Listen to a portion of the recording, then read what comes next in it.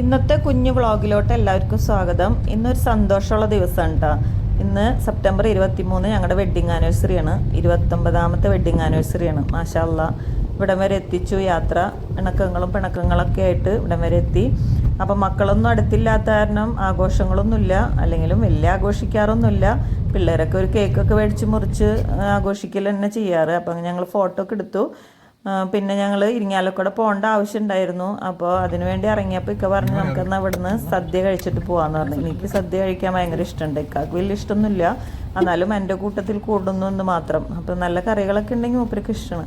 അപ്പോൾ ഇരിങ്ങാലക്കുട സ്വാമി സെളയത് എന്ന് പറഞ്ഞൊരു കാറ്ററിംഗ് സെൻറ്റർ ഉണ്ട്. അപ്പോൾ അവിടെ ചെന്നിട്ട് വലിയ ഷോപ്പൊന്നുമല്ല, അത്യാവശ്യം നമുക്കിരുന്ന് ഭക്ഷണം കഴിക്കാവുന്ന ഒരു സാധാരണ ഒരു ഹോട്ടൽ. അപ്പോൾ അവിടെ കയറി കഴിക്കാമെന്ന് വെച്ചു. ഇവിടെ ഞങ്ങളിപ്പോൾ 3ാമത്തെ പ്രാവശ്യം വരുന്നത് കേട്ടോ. അപ്പോൾ അവിടുത്തെ കറികളൊക്കെ ഇഷ്ടമായ കാരണമാണ് വീണ്ടും വരാൻ തോന്നിയത്. അപ്പോൾ അങ്ങനെ പറഞ്ഞപ്പോൾ പിന്നെ എന്തായാലും അവിടെ പോയി കഴിക്കാമെന്ന് വിചാരിച്ച് ഞങ്ങളവിടെ ഇരുന്നു. അപ്പോൾ ഇവിടെ സദ്യ ഉണ്ട്, ഊണുണ്ട്. അപ്പോൾ സദ്യക്ക് സ്പെഷ്യൽ കറികൾ ഒരു 4 എണ്ണം എക്സ്ട്രാ ഉണ്ടാവും. അപ്പോൾ നമ്മൾ ആദ്യം തന്നെ ടോക്കൺ എടുത്തിട്ട് ഇരിക്കണം.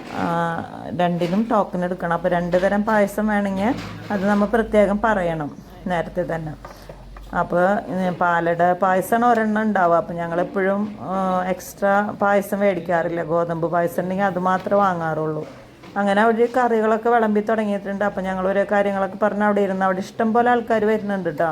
നന്നായിട്ട് ആൾക്കാർ കഴിച്ചു പോകുന്നുണ്ട്. പിന്നെ ഇവിടെ തന്നെ കാറ്ററിങ് സൗകര്യങ്ങളുണ്ട്. അവർ ഓരോ സ്ഥലങ്ങൾക്ക് ഓർഡർ അനുസരിച്ച് എത്തിച്ചു കൊടുക്കുന്നുണ്ട്. പിന്നെ നമുക്ക് ഇവിടുന്ന് നമുക്ക് തന്നെ വാങ്ങാൻ കിട്ടും. പറഞ്ഞേൽപ്പിക്കാതെ തന്നെ വന്നാലും നമുക്ക് അവിയൽ അങ്ങനത്തെ കൂട്ടുകറിയൊക്കെ കിലോ കണക്കിന് വാങ്ങാൻ കിട്ടും. 1/2 കിലോ 1 കിലോ നമുക്ക് ആവശ്യമുള്ളത്ര നമുക്ക് വാങ്ങിച്ചു പോകാനും പറ്റും. അപ്പോൾ അങ്ങനെ ഒരു സൗകര്യമുള്ള കാരണം ഇപ്പോൾ ഇവിടെ വരാനാണ് എപ്പോഴും കൂടുതൽ ഇഷ്ടം കേട്ടോ. പച്ചക്കറി കഴിക്കാൻ തോന്നുമ്പോൾ ഇവിടെ വരാനിഷ്ടം.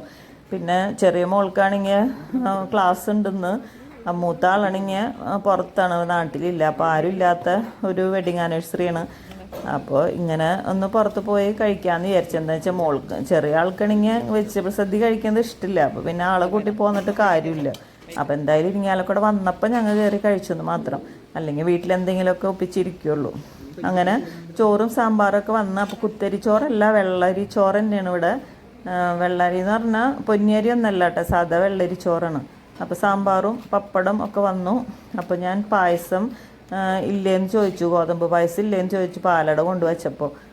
അപ്പോഴാണ് പറയണത് ഗോതമ്പ് പായസം തീർന്നു, ഇപ്പോൾ പാലട മാത്രമേ ഉള്ളൂ എന്ന് പറഞ്ഞു. എനിക്കിഷ്ടം ഗോതമ്പ് പായസമാണ്, അത് ഞാൻ ഗോതമ്പ് പായസം ചോദിച്ചത് കേട്ടോ. അപ്പോൾ ഞങ്ങൾ എത്താൻ ഇത്തിരി വൈകിട്ടുണ്ടായിരുന്നു, 2 മണിയൊക്കെ ആയിട്ടുണ്ടായിരുന്നു ഞങ്ങൾ ഹോട്ടലിൽ എത്തിയപ്പോൾ. അപ്പോൾ അത് കാരണം നേരം വൈകിയ കാരണം തീർന്നു പോയതാണ്. അങ്ങനെ ഞങ്ങൾ ഫുഡൊക്കെ കഴിക്കുകയാണ് ഇരുന്നിട്ട്. അപ്പോൾ നല്ല ഫുഡായിരുന്നു കേട്ടോ. നമ്മുടെ കറികളൊക്കെ നമ്മൾ ട്രഡീഷണൽ കറികൾ തന്നെയാണ് അവിടുത്തെ. എന്താ പറഞ്ഞാൽ ഇവിടെ ഒഴിച്ചാൽ അവിടെ ഒഴുകണ കറികളൊന്നും അല്ല, സാധാരണ നല്ല തിക്കുള്ള കറിയാണ്. അപ്പോൾ എൻ്റെ ഒരു ആത്മസംതൃപ്തിക്ക് വേണ്ടിയിട്ട് ഞാൻ പാലട പായസത്തിൽ പപ്പടമൊക്കെ തിരുമ്മി കഴിച്ചു.